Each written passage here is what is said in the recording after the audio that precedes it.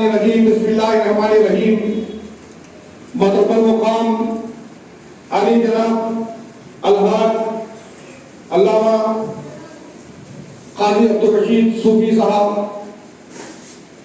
محترم المقام علی جناب الحاج عبدالقادر حسینی صاحب انچارج توحید پیامات، محترم ڈاکٹر یونس صاحب، میرے عزیز دوست ڈاکٹر امجد صاحب ڈائریکٹر اپیکس انٹرنیشنل اسکول، قاری افضل صاحب، محترم المقام علی جناب خلیل احمد صاحب نائب معاون توحید پیامات، جناب ظہیر الدین صاحب معتمد الانصار سوسائٹی، میرے عزیز دوست جناب Ejaz sahab contested M L A of Basheerabad, Ali جناب Kaleemuddin sahab general secretary Aasra welfare society, اور مسجد معراج کے معظم علی جناب غنی صاحب، عزیز ساتھیوں اکبر علی صاحب، اور خصوصیت کے ساتھ ڈائریکٹر آف قصبہ نیوز ٹی وی چینل جناب قاضی محمد علی صاحب، دیگر سامعین السلام علیکم ورحمۃ اللہ وبرکاتہ. آپ نے تقریباً 1.5 گھنٹے سے بہت ہی بصیرت افروز اور انتہائی معلوماتی تقاریر سنی. شہر رمضان الذی انزل فیہ القرآن ھدی للناس وبینات من الھدی والفرقان فمن شہد منکم الشہر فلیصم. اللہ تبارک و تعالیٰ نے بخشش کے لیے بہت سارے بہانے رکھے ہیں، جس میں ایک ماہ رمضان بھی ہے.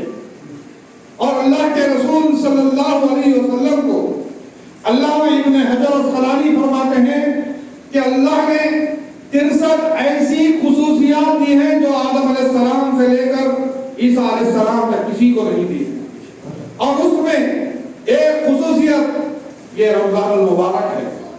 ایک خصوصیت اللہ کا قرآن ہے.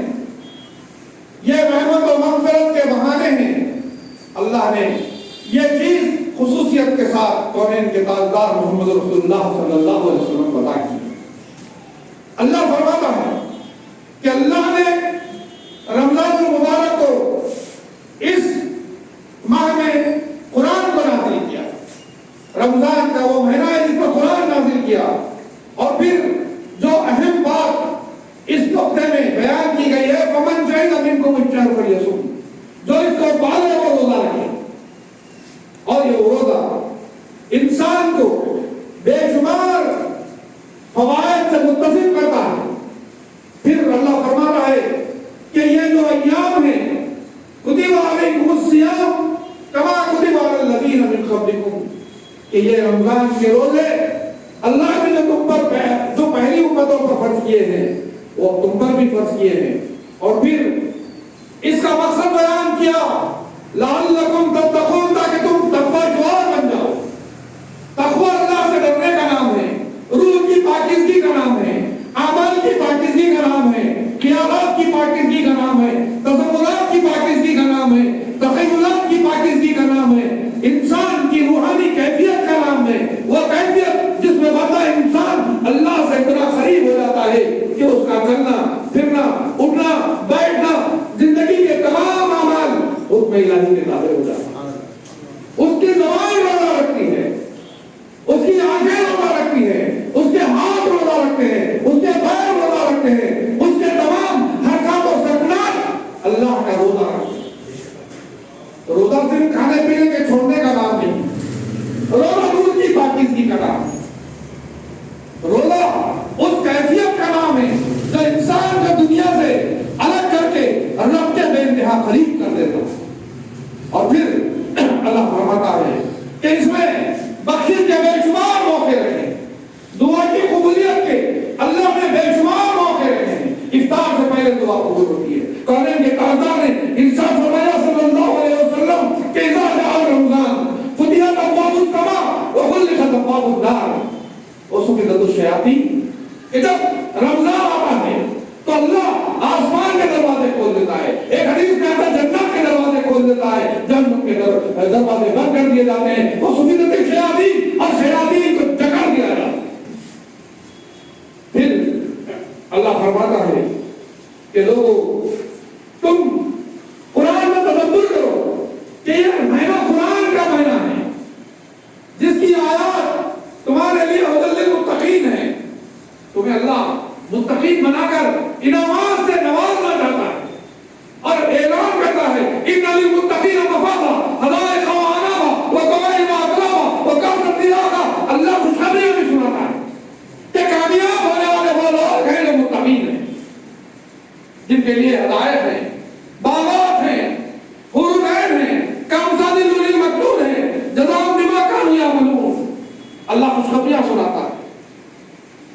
अज़ल मुज़फ़्फ़ा शराबन तहूरा मिज़ाजुन ज़नज़बीला कि अल्लाह तुम्हें शहद की नहर की खुशखबरी देता है।